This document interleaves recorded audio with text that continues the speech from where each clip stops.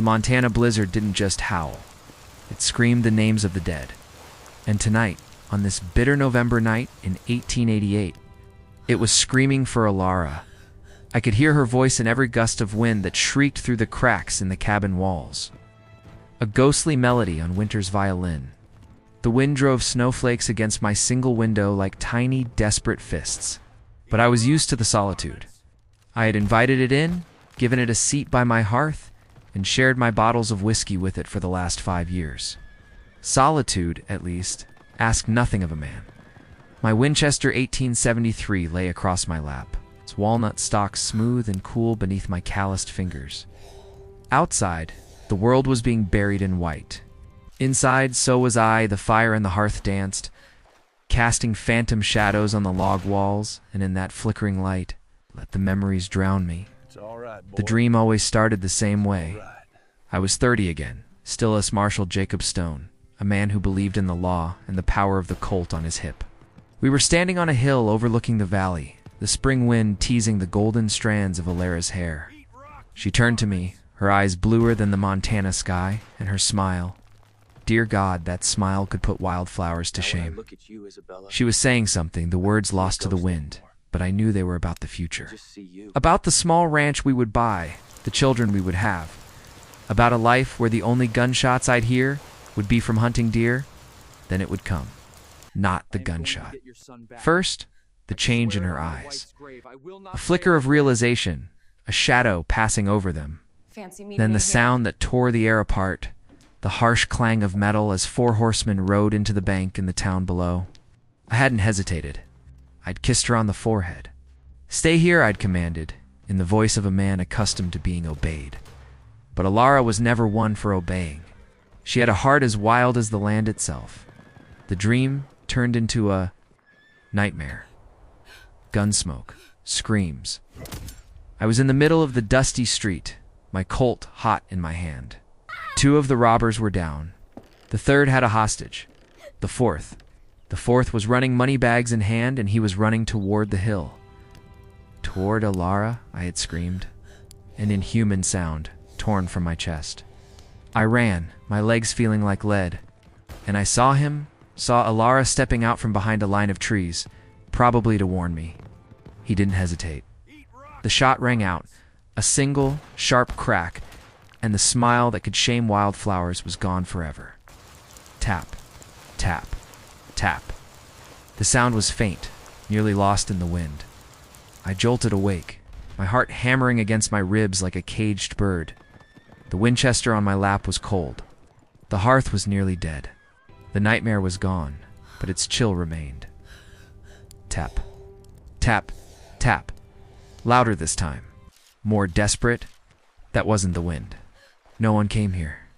No one had come to my ranch in 5 years, especially not in a blizzard that could kill a man in an hour. The instincts of a former marshal flared to life, sharp as a shard of broken glass. I stood, gently setting the Winchester on the table, but my hand remained on the stock. I reached for the oil lamp, its flames sputtering and dancing. I crossed the creaking floorboards, each step deliberate. Who could be out there? A lost traveler? A bounty hunter who had finally picked up the scent of one of the men I'd once hunted? I had hung up my gun, but a reputation wasn't so easily buried. I pressed my ear against the thick oak door. I heard ragged, shallow breaths and the chattering of teeth. The sound of someone on the verge of death. Throwing all reason aside, I drew the bolt. The door creaked open, and a blast of frigid wind and snow rushed in. The pale yellow light from my lamp fell upon a collapsing figure. A woman, and when she looked up, my breath caught in my throat. It was Alara. Those sapphire eyes, though now wide with a terror I'd never seen. Those full lips, though now blue with cold. The high cheekbones and delicate chin. Every line, every detail of her face was identical to the woman I had buried 5 years ago. But something was different. A brokenness. The deep-seated horror in her eyes was something my gentle Alara had never known. And there were bruises. Ugly purple bruises on the pale porcelain of her neck, barely hidden by a tattered scarf. Please, she whispered, her voice raw and faint before collapsing forward. Reflex took over. I dropped the lamp, which thankfully didn't break. I caught her just before she fell face first onto the snow-dusted porch. She was weightless in my arms, alarmingly frail. I carried her inside, kicking the door shut with my boot. Sealing the storm outside, I placed her in my only armchair, the old, cracked leather one Alara had loved. She was shaking uncontrollably, her teeth chattering without pause. I rushed to throw more logs on the fire, coaxing the flames back to life. Then I pulled my only thick wool blanket from my bed and wrapped it tightly around her for a few minutes. I just stood there, staring, my mind unable to process what my eyes were seeing. A ghost. Had the blizzard finally driven me mad? Had the whiskey addled my brain? She stirred, her eyes slowly opening. They focused on me, and for a second, the fear in them was replaced by a flicker of confusion. Ilara? The name escaped my lips. A whisper, a prayer. Her face crumpled. Tears began to well, freezing on her cold cheeks. "No," she said, her voice breaking. I am Isabella. Ilara's twin sister, Isabella.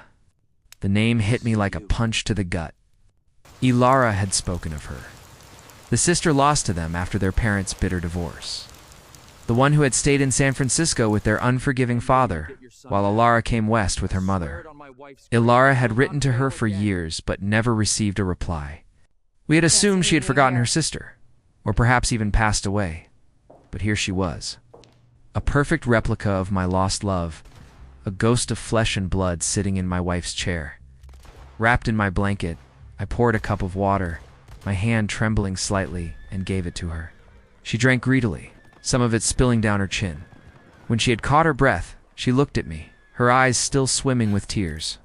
"She told me about you in her letters," she said. "So much. She said you were the best man she had ever known. That you lived near Redemption Creek. Those letters. We thought you never received them." A sad smile touched her purple lips. "My father kept them. I only found them after he passed." A box full of unopened letters. She flinched, not from the cold, but from a memory. "My husband. He didn't like me reading them either, husband." My eyes went back to the bruises on her neck, now more visible in the firelight. They were shaped like fingers.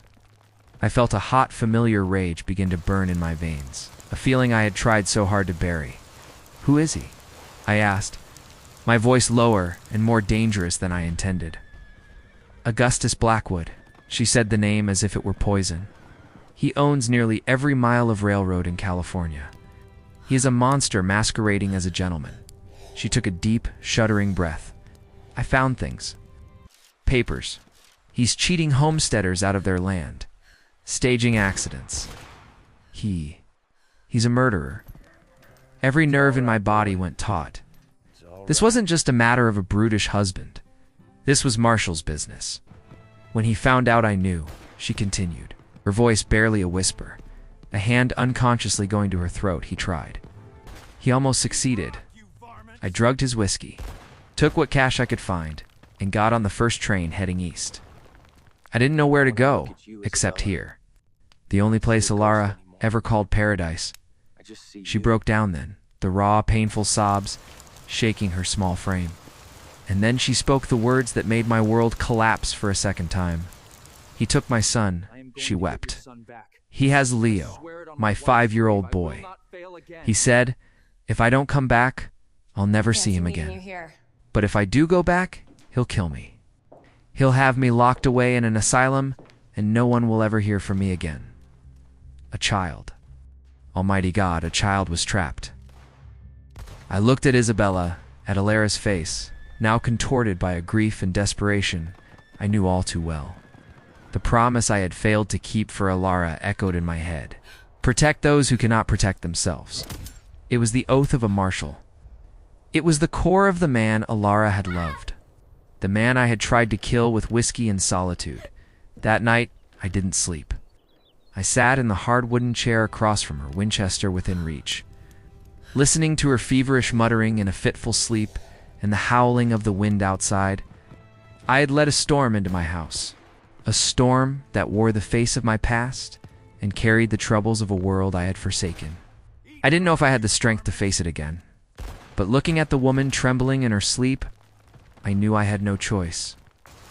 2 days later, the storm broke. The sun shone on a world of white, pristine, and deceptive. Isabella was stronger. The color had returned to her cheeks, and though the bruises looked worse, the life was back in her eyes. She was a survivor. She insisted on helping me cook, and the meals no longer tasted like boot leather. She cleaned the cabin with a quiet energy, filling the silence with the small sounds of domestic life I had long forgotten. Her presence was a sweet torture. Every time she turned her head, every time the light caught the honey-colored strands of her hair, my heart would clench. Lara. But then she would speak. And her voice was a fraction deeper, or she would look at me with a direct, analytical gaze Lara never had, and the illusion would shatter. She was a constant reminder of what I had lost, and at the same time, complete and total stranger. I need supplies, I told her on the third morning, my voice gruffer than I intended. You stay here. Bolt the door. Don't open it for anyone. Anyone. I showed her how to use my old Colt pistol. Her hand was steady as she took it. It seemed Augustus Blackwood had taught her a thing or two about survival. Fancy meeting you here. Redemption Creek was an hour's ride away. It hadn't changed much. A few wooden storefronts, a saloon, a sheriff's office, and a church people only went to for Christmas and funerals. But as I rode Buck down the main street, I felt the eyes. The furtive glances from behind curtains. The whispered nods. I had been a ghost here for too long. Jacob Stone, the hero marshal who became a hermit after the tragedy. A cautionary tale for children and a topic of gossip for the town's matrons. My first stop was Jedediah's general store. Jed was a wiry old man with a snow-white beard and eyes that saw everything. He'd been here since before Montana was a state.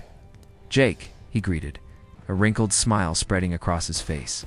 Figured a grizzly got you by now. Out of whiskey? Getting low, Jed. I need flour, coffee, bacon, ... and some women's things. Jedediah raised a single silver eyebrow as he scooped flour. Women's things? Don't tell me you finally found a she-bear to keep you company. Just pack the goods, old man, I grumbled. He chuckled, but his eyes turned serious.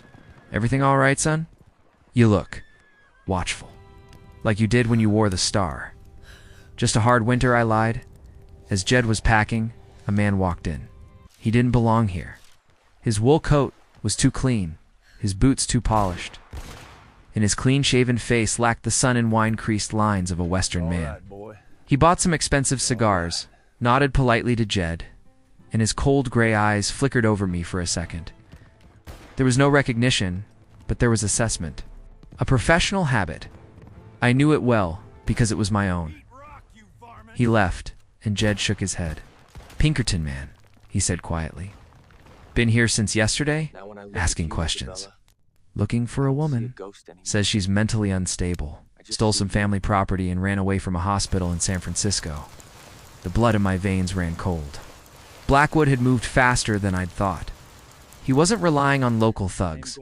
He'd hired professionals. I paid Jed. Gave him a nod of thanks for the unspoken warning, and loaded the supplies onto Buck. As I passed the saloon, I saw him. The Pinkerton man was sitting at a corner table. Not drinking, just watching. Watching the comings and goings of the town. Watching me, I reined in my horse and looked directly into the saloon window, our eyes meeting through the grimy glass. I let nothing show on my face, just a blank, cold stare. But it was a message.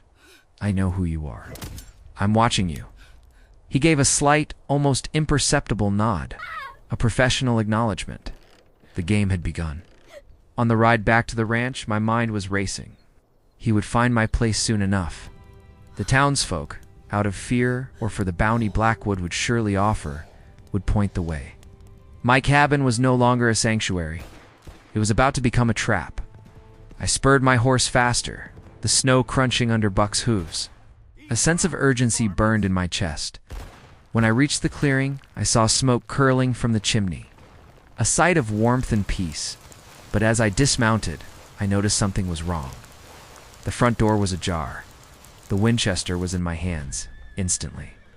Isabella? I called out, my voice low and tight. No answer. My heart stopped. Had I been too late? Did the Pinkerton have associates? I kicked the door wide open, ready for the worst. Isabella was there, unharmed. She was standing by the window, looking out, her back to me. But she was holding something. A picture frame, the old silver frame that always sat on my mantel. She was beautiful, Isabella said softly. Turning around, she looked so happy in this picture. It was our wedding photograph. The last picture taken of Alara while she was alive. Put it down, I ordered. My voice raw with an emotion I couldn't control. She turned, and I saw that tears were streaming down her face. But in her eyes was something more than sadness. There was determination. A fire. You can't keep living with a ghost, Jacob, she said in her voice. Eight so unlike Alira's held a surprising strength. Because the real monsters are coming. And if you're still talking to ghosts, they're going to kill us both. She set the frame down, but her eyes never left mine. And in that moment, the heart-wrenching resemblance to Alara seemed to fade. For the first time, I wasn't seeing the woman I had lost. I was seeing a stranger, a fighter, a survivor. And I realized that the storm she had brought with her wasn't just danger and trouble. It was also a chance. A deadly, almost impossible chance. A chance to live again. Isabella's words hung in the quiet air of the cabin, sharper and colder than the blade of the Montana wind outside. And if you're still talking to ghosts, they're going to kill us both. She was right. Dear God, she was absolutely right. For 5 years I had mourned Alara, but it wasn't a noble remembrance. It was a slow suicide. I had built a tomb from memory and buried myself inside it. Now, someone living, breathing, fighting, bleeding, was standing before me and telling me my tomb wasn't big enough for the both of us, the familiar rage. I'd felt that the sight of her bruises rose again, but this time, it wasn't aimless. It had targets. Augustus Blackwood, the Pinkerton man, and myself for letting grief turn me into a paralytic. You're right, I admitted, and the sound of my own voice, clear and decisive, was foreign in my ears. We have to leave. Now. Surprise flickered across her face, quickly replaced by a wary caution. Leave? Where? The storm just broke. They're out there. That's exactly why we have to go, I replied. It's all right, boy. The martial part of my brain finally kicking back into gear after years of dormancy. That Pinkerton, he's a professional. He won't be working alone. He's gathering information, confirming a location. He'll report back soon. When he does, Blackwood will send men. Not one man, a posse. This ranch is a death trap. It sits in a valley, easy to surround. I don't see a ghost anymore. I began to move, every action filled with purpose. I pulled 2 old leather saddlebags from under the bed. Pack only what's necessary. Food, ammunition, your warmest clothes. There's no room for sentiment. I said that last part harshly, mostly as a reminder to myself. But Isabella just looked at me, and her sapphire eyes, Alara's eyes, saw right through me. Sentiment is the only thing that keeps us alive, Jacob, she said softly. But with no trace of weakness, she began to pack, moving with a surprising efficiency. While I double-checked my firearms, the Winchester, the Colt Peacemaker, the short-barreled pistol I'd given High, noticed her tuck a small, worn, leather-bound book into her bag. It wasn't practical. It was weight. But I said nothing as she bent to retrieve a blanket.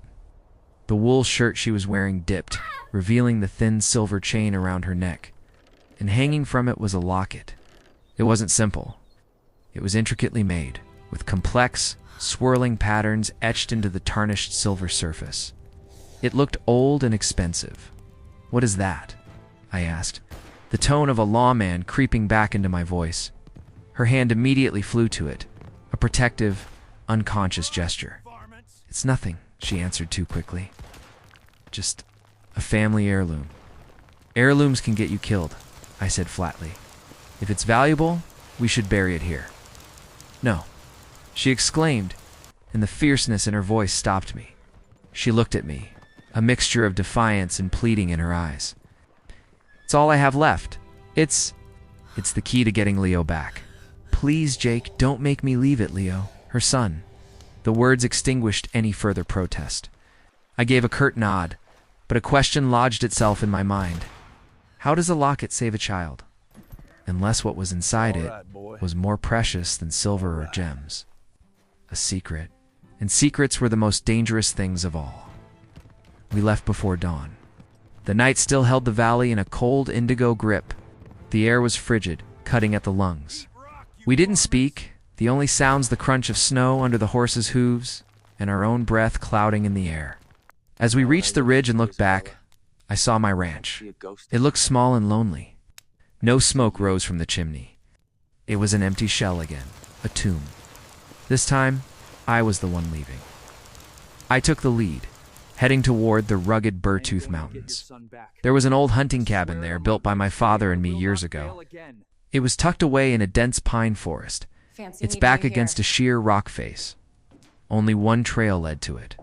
A perfect defensive position, but to get there, we had to pass through Devil's Gulch, an apt name.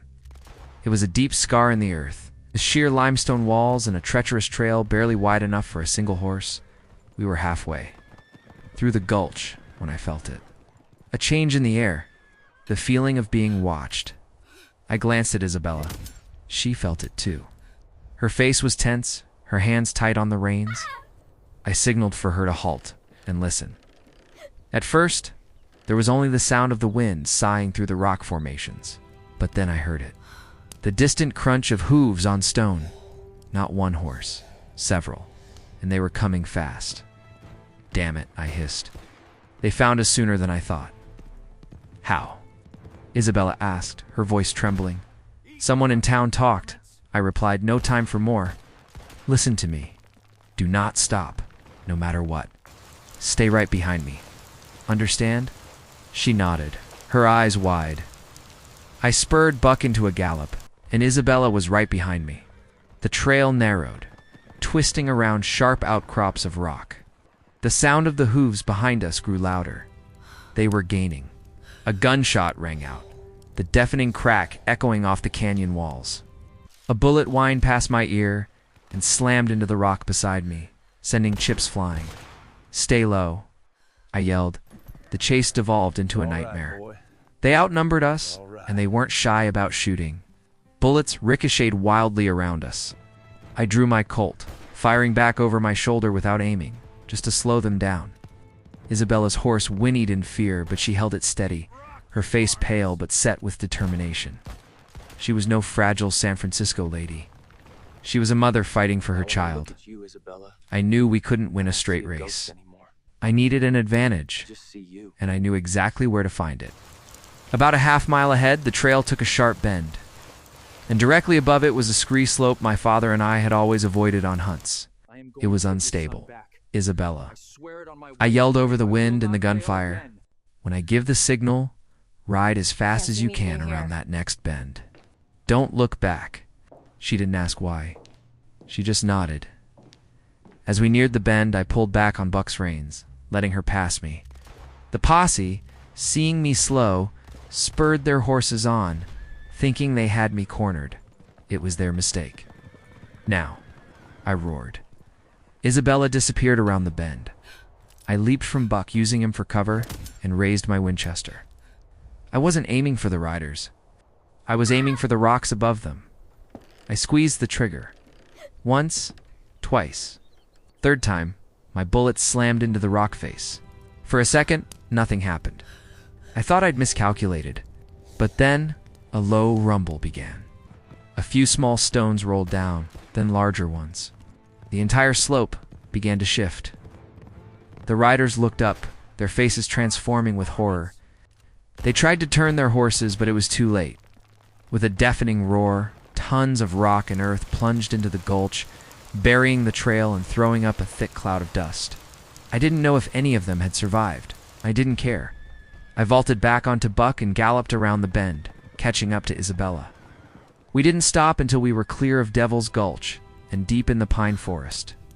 The hunting cabin was still there, hidden among the ancient pines, almost invisible until you were right upon it. It was small, dusty, and smelled of old wood and distant memories. But to us, it was a sanctuary. As we dismounted, the tension from the chase finally broke. Isabella's legs gave out, and I caught her. She didn't cry. She just shook, her body racked with adrenaline and fear. I led her inside, started a fire in the old potbelly stove, and found a canister of coffee left over from my last visit. While the water boiled, I tended to the horses, calming them and giving them feed. When I came back inside, Isabella was sitting on an old bunk, a blanket wrapped around her, staring into the flames. The silence in the cabin was profound, broken only by the crackle of the fire and the soft sigh of the wind outside. I handed her a mug of hot coffee. Our fingers brushed as she took it, and a faint current passed between us. It was human contact, something I had avoided for so long. We sat in silence for a long time. The chaos of the chase had stripped away all barriers. There was no room for lies or pretense. There were only two people, cornered, with ghosts of their own. "Thank you," she said, her voice hoarse. "You saved my life." "We saved each other's lives," I corrected. "If you hadn't ridden like that," she shook her head. "That wasn't courage. That was desperation. All I could think about was Leo. If I die, he has no one." She began to talk about her son, about his sandy-colored hair, his mischievous smile, how he loved stories about cowboys and Indians. As she spoke, her face softened, and I saw the woman behind the fear. A mother. Her openness unlocked something in me. "I brought Ilara here once," I said, the words tumbling out before I could stop them. She hated it. Said it was too quiet, and she was afraid of bears. Isabella smiled, the first genuine smile I had seen from her. That sounds like her. She was always afraid of the things that weren't real, but fearless when it came to the things that were. Like leaving her family to come to this wild country with our mother. "Ilara was strong," he said, my voice thick with regret. "She was," Isabella agreed. "But her strength was like a river, quiet but persistent." "My strength?" "It's more like a shard of broken glass. It was forged from being shattered." We talked for hours, about our pasts, our broken dreams, the people we had once hoped to become. She told me about her life in Augustus Blackwood's gilded cage, how he had slowly eroded her confidence and her spirit until she barely recognized herself. I, for the first time in years, spoke of Ilara's death. I didn't just tell the story. I confessed my guilt. "It was my fault," I said, my voice raw. I was too proud of the star on my chest. I thought I could protect her from anything, but I brought her into a violent world. My arrogance is what killed her. Isabella moved closer, placing a hand on my arm. Her touch was warm. That wasn't arrogance, Jake. It was love. You loved her. And Augustus. He never loved me. He only owned me. We looked at each other in the flickering firelight. The light danced on her face, highlighting her high cheekbones and determined chin. A single tear traced a path down her cheek, not of sadness, but of some kind of release, and that's when I knew. At first I said slowly, the words coming from a deep, honest place. When I looked at you, I only saw her. A reminder of my failure. I stopped, taking a deep breath. But Ilara would never have made it through that gulch today. She would have been afraid. She would have hesitated. But you were angry. You fought. You held on to that horse and rode through a hail of bullets. I reached up, my thumb gently brushing the tear from her cheek. Her skin was soft and warm. Now, when I look at you, Isabella, I don't see a ghost anymore. I just see you. A choked sob escaped her throat. She didn't pull away. She leaned in, and in the isolation of the mountain cabin, amid the sighing wind and the ghosts of the past, our world shrank to that single moment. I could feel her breath on my lips. I could see the flecks of gold in her sapphire eyes. I knew I should stop. I knew this was wrong, complicated, dangerous, but I also knew that after years of being in the dark for the first time, I was feeling something. A flicker of light just as our lips were about to meet. A sound cut through the stillness. Snap, a small, sharp sound from outside. The sound of a dry twig being stepped on. We froze. Our eyes met, the intimacy instantly replaced by alarm. I signaled for her to be silent, my hand already reaching for the Winchester. I moved slowly to the window, peering through a small gap. Outside, snow was falling lightly. The pine trees stood silent like sentinels. Nothing moved. It could have been a deer. It could have been the wind. But my gut, the thing that had kept me alive for years, was screaming a warning. We weren't safe. Our sanctuary had been found, and the real storm was just beginning.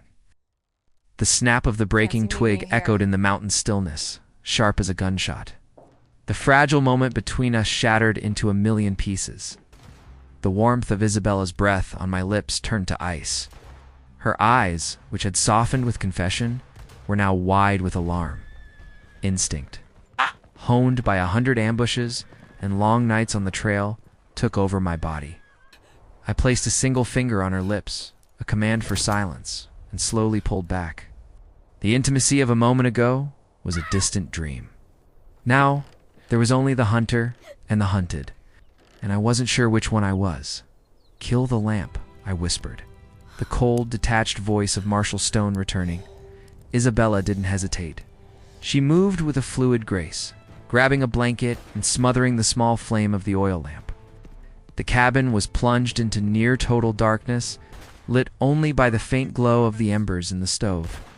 I was already at the window, the Winchester pressed to my shoulder, my eyes straining to pierce the snow-swept night.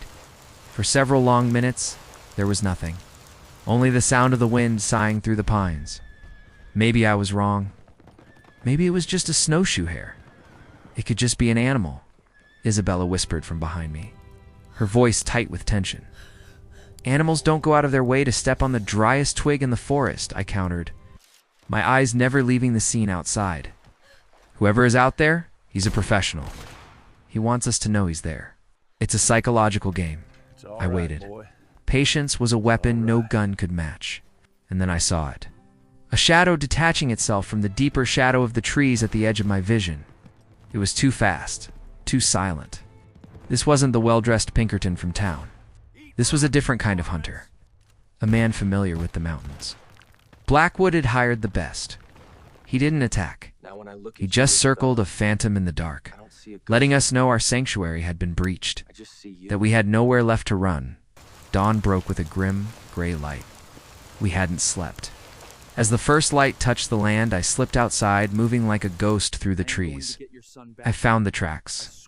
A single set, made by worn-down boots belonging to a large man. He had circled the cabin, observing from every angle. Then the tracks led south, back toward town. He had what he needed. I returned to the cabin, and my face must have said it all. "He's gone?" Isabella asked. "He's gone to report," I said, beginning to gather our few belongings. "They'll be back. It won't be one man this time. They'll surround the place. We have to go." "But where, Jake?" Desperation crept into her voice. "We have nowhere left to hide." "Then we stop hiding," I said, the decision forming in my mind, cold and hard as steel. Running just delays the inevitable. The only way to end this is to face the snake. We're going back to Redemption Creek. Isabella looked at me as if I had lost my mind. "Back there? That's suicide. Blackwood is there. The whole town is looking for us." "Exactly," I said, stuffing the last of the cartridges into my belt. "He'll never expect us to walk back into his den, and that's the only advantage we have. Hiding is what he expects. We're going to do the unexpected." The journey down the mountain was even more tense than the ride up. Every long shadow, every sudden cry of a bird made us jump. We stayed off the trails, cutting through dense forest and down treacherous slopes. The paranoia of being watched clung to every step. When we reached the edge of the valley, I left Isabella and the horses concealed in a hidden ravine. "Stay here," I said. "I'll go into town alone. Reconnaissance. Don't move until I get back." I saw the protest in her eyes, but she nodded. She was learning to trust my instincts. I entered Redemption Creek from the back, following the creek bed, avoiding the main street. The town had changed. Its quiet, almost sleepy atmosphere was gone. In its place was a false energy, an underlying tension. There were unfamiliar faces on the street, hard-faced men with guns worn low on their hips, trying to look casual, but failing to hide the predatory nature that clung to them like cheap cologne. And then I saw him. Augustus Blackwood was standing on the balcony of the Frontier Hotel, the town's only hotel. He was dressed in a perfectly tailored gray wool suit, his silver hair impeccably combed. He was smiling, waving to a group of townsfolk below, looking more like a politician running for office than a criminal. But his smile didn't reach his eyes. His eyes were cold and empty as a winter that never ended. Standing next to him was another man. A big man with a thick mustache and a shiny silver star pinned to his chest. A U.S. Marshal's star. My heart sank. Blackwood hadn't just brought muscle. He had brought the law. A bought and paid for version of it. The local sheriff, Brody, was now completely neutered. I needed an ally. I slipped around to the back of Jedediah's store and tapped on the rear door in an old rhythm we used to use. A few seconds later, the door creaked open and Jed pulled me inside, his face a mask of worry. "Lord Almighty, Jake, what are you doing here?" he whispered, bolting the door behind me. "The whole town's looking for you." "I see that," I replied. "Tell me, Jed." And he did. Blackwood had arrived like a savior. He spun a tragic tale of his beloved mentally ill wife, Isabella, who had been disturbed by her father's death and turned violent. He claimed that a trauma-addled, alcoholic ex-marshal named Jacob Stone had become obsessed with her and kidnapped her. He produced official-looking documents from a judge in San Francisco. He posted a massive reward. And most importantly, he'd opened an unlimited tab at the saloon. "He's turned this town into his own private circus," Jed finished, his voice bitter. "Your old neighbors, men who used to respect you, they're drunk on Blackwood's money and ready to shoot you on sight. He's weaponized their greed and fear. And the marshal." I asked. "Name's Corrigan." Jed spat into a bucket. "He ain't no more a marshal than I am. I've seen his type. A badge bought with blood money." Jedediah gave me some food and a full canteen. "What are you going to do, son?" "What I have to," I said. "Thanks, Jed. Be careful." I left before he could say more. When I got back to the ravine, the sun was beginning to set, painting the snow-capped peaks in blood red. I told Isabella everything. She listened in silence, her face growing paler with every word.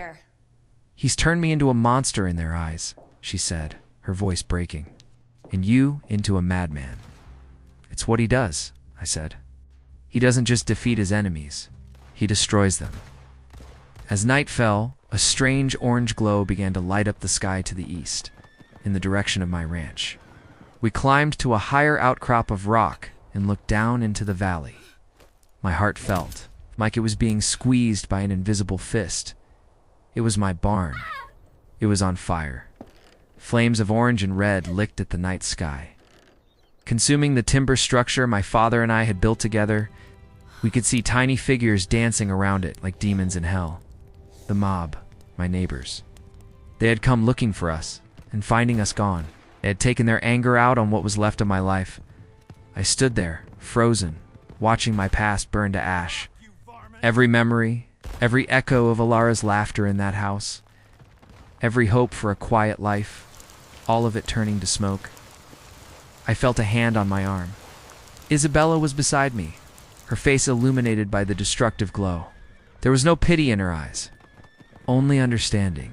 "It's just wood and nails, Jake," she said softly. "The memories are in here." She placed a hand on my chest. "Not there. The past isn't a place to live." And in that moment, watching the fire consume the symbol of my own self-imprisonment, I felt something unexpected. Not grief, freedom. Blackwood thought he was destroying me. He was only severing my last chain. We were true fugitives now, homeless without allies, hunted by a law that had been twisted against us. That night, we rode north, toward the next town, Willow Creek, a place large enough to have a telegraph office not completely controlled by Blackwood's men. I sent a coded telegram, a string of nonsense words to anyone but one man. Elias Vance, my old partner, a man so righteous he was rigid. now working out of the marshal's office in Cheyenne. I didn't know if he would get it or if he would believe me. It was a final, desperate gamble, as we hid in an abandoned barn on the outskirts of Willow Creek. Waiting for a reply that never came, the strain finally broke Isabella. "I can't do this anymore." "Jake," she said, her voice thick with tears, "I'm getting you killed. Your home was burned because of me. Let me go. I'll turn myself into him. I'll beg him for Leo and—" "No," I cut her off, my voice like flint.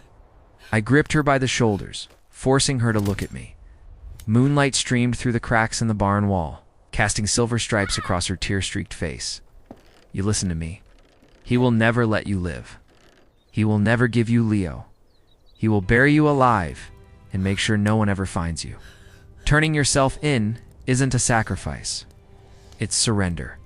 And we are not surrendering." The despair in her eyes was a physical pain. "We started this together," I said, my voice softening but losing none of its certainty. "We will finish it together. I am going to get your son back. I swear it on my wife's grave. I will not fail again." The vow hung in the air between us. It wasn't about Alara anymore. It wasn't about a ghost or a failed promise. This was a new oath, sworn in the cold darkness of a barn to the living. Breathing woman in front of me, her tears finally stopped. A new light, a fragile but fierce ember of hope, kindled in her eyes. "What do we do now, Jake? We can't run. We can't hide. The law is against us." I looked out through a crack in the wall, All right, boy. toward the distant, corrupt lights of Redemption Creek. My path was clear. "He expects us to run," I said, a cold resolve settling over me. "He expects us to hide in the mountains until his men hunt us down like animals. But we're not animals. We're hunters." I turned back to her. "We're going to steal the evidence. We're going to get the proof that shows Blackwood for what he is. I don't see a ghost. We're going to get those papers you saw, but they'll be with him," she whispered. "At the hotel." "That's impossible." "No," I said, a grim smile touching my lips for the first time in what felt like a lifetime. "It's not impossible. It's just the only move we have left."